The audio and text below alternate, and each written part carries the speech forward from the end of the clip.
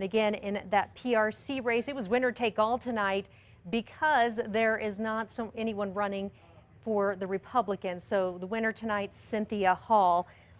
Now that race tonight was called pretty early on. That race has been pretty ugly too. And with the incumbent going down tonight, now political expert Gabe Sanchez called that race earlier tonight for Hall. He is joined now by our own Dick Knipfing to talk about that race and the high-profile race for a new Bernalillo County District Attorney. Gabe and Dick? Let's talk first, Gabe, about the DA's race in Raul Torres.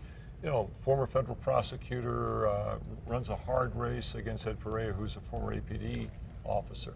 Ran a pretty good race, didn't he? Yeah, he did. He ran a great race. He raised a lot of money, also had some outside money, and he really ran a tactical race all the way through, and it paid off for him. That outside money, George Soros, the famous billionaire, currency billionaire, world speculator, all of a sudden, out of nowhere, pumps $107,000 into that race. The Bernalillo County District Attorney's race. What's that all about? Right. I mean, that's the thing with these super PACs. It doesn't necessarily have to be coordinated. And you've got folks like that have actually sprinkled a lot of money across the country, very interested in criminal justice issues. And I think he sees Torres as an up-and-comer that he wants to invest in.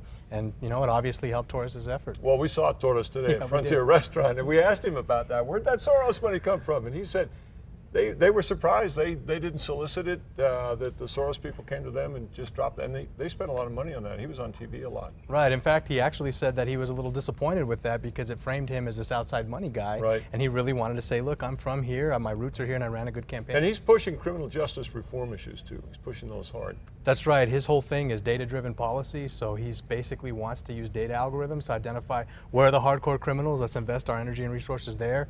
And folks that really, you know, need to be vetted into, you know, help. You know, let's push them in that direction and not criminalize. So to clog the criminal justice. That's right. Simon Kubiak is the Republican in that race. He was not opposed in the primary today. Now the PRC race, Karen Montoya, the incumbent, former Bernalillo County assessor, has been beaten tonight by Cynthia Hall in a race that it was hard. It was a hard race, a difficult race. There was a lot of edge to that race. There was, and I think you see the incumbent who had a lot of political baggage.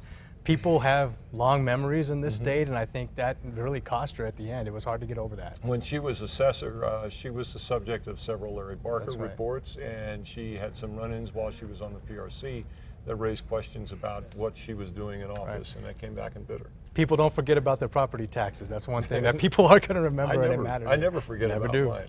All right, back to you, Jess. Be sure to stay with KRQE News 13 on air and online for primary election coverage. It's still too early to call some races. The latest results tonight on KRQE News 13 at 10.